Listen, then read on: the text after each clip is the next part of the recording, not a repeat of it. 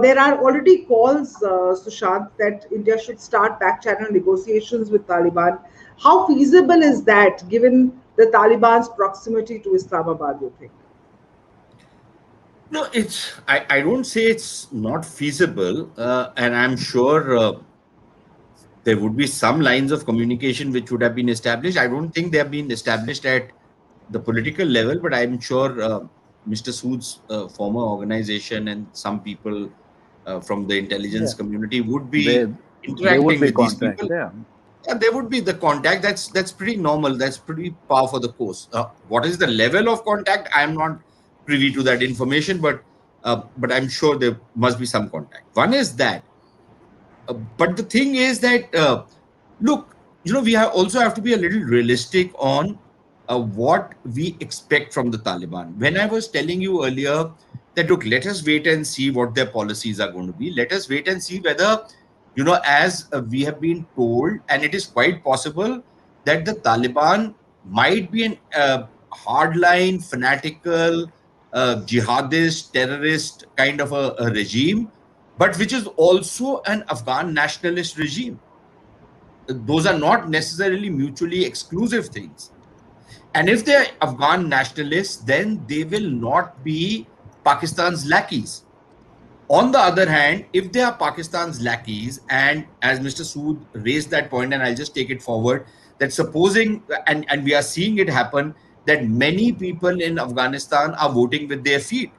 They want to run out of Afghanistan, they want to leave Afghanistan, they want to take refuge wherever they get it. That would include most of the qualified people. Now, once all your qualified people leave the country, who runs all the services? Mr. Sood mentioned electricity plants, municipal services, all sorts of things have to be run.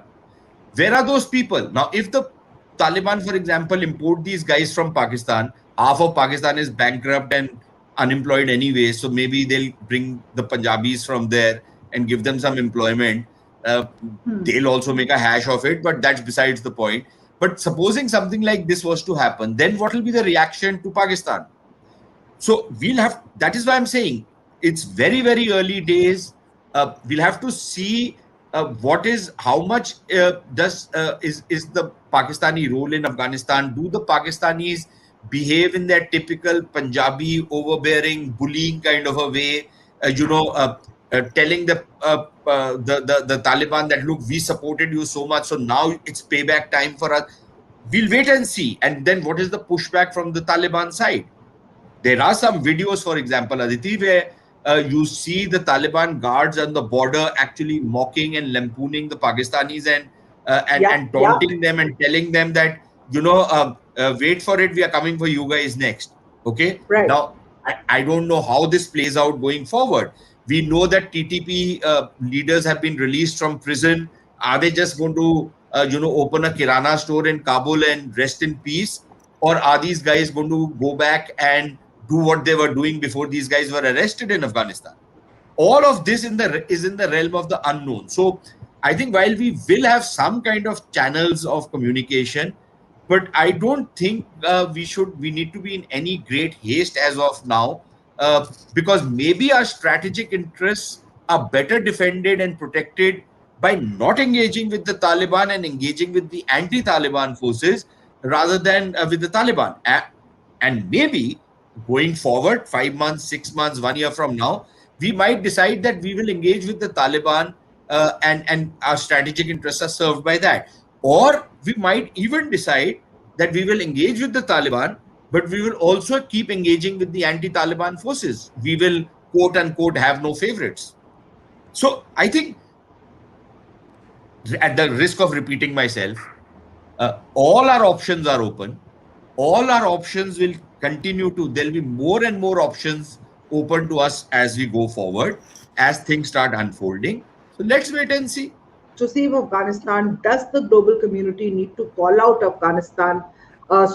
call out Pakistan for aiding and abetting the rise of Taliban once again in the unless in, unless you call out Pakistan, this thing will fester for much longer period. the start of the whole thing in 2001 was all wrong. And I could have bet at that time that the Americans are going to fail because they got the wrong country and they got the wrong ally. And it's played it out like that. It's taken 20 years, but it has played it out. They say it's the longest war the Americans fought, but it's the longest war the poor Afghans have also fought. Right. So no fault of theirs. In fact, they've been fighting since 1983. So why just think that it's the Americans who have lost out? The Afghans have lost out a lot.